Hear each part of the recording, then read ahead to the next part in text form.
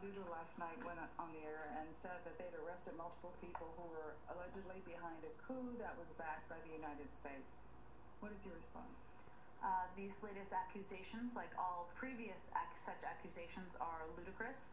As a matter of long-standing policy, the United States does not support political transitions by non-constitutional means. Political transitions must be democratic, constitutional, peaceful, and legal. We've seen many times that the Venezuelan government tries to distract from its own actions by blaming the United States or other members of the international community for events inside Venezuela. These efforts reflect a lack of seriousness on the part of the Venezuelan government to deal with the grave situation it faces. The U.S. has The U.S. has a long-standing practice of not promoting. What did you say? How long-standing is that? I would. In particular, in South and Latin America, that is not a long-standing practice. Well, my point here, Matt, without getting into history, is that we do not support, we have no involvement with, and these are ludicrous accusations. In this specific case. Correct. But if you go back not that long ago, during your lifetime, this so is not last that 21 years? Well done. Touche.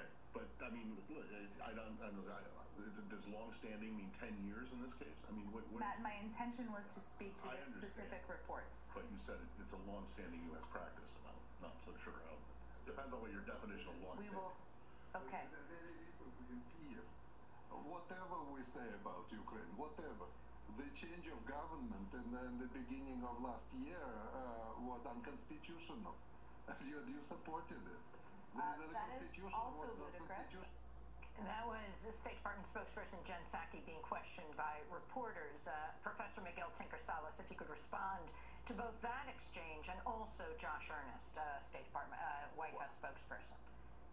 I would have loved if that kind of exchange would have got broader diffusion in the U.S. press, but the fact is that it hasn't, and we continue to have the belief that the U.S. is not involved in unconstitutional change in Latin America, and as a historian, the record speaks just the opposite, from 53 in Guatemala to the Dominican Republic to Chile in 73, and through the support of the Argentine military dictatorships in Brazil, and if we want to go even closer to 2002 in Venezuela, when the U.S. actually did support a coup against the democratically elected Hugo Chavez, the shortest coup in the world, and the coup that brought Chavez back to power.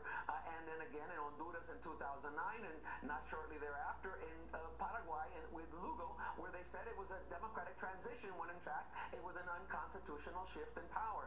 So again, the notion that the U.S. has not supported both military coups directly or through what they call soft power is really ludicrous. And in fact, we should turn the question around.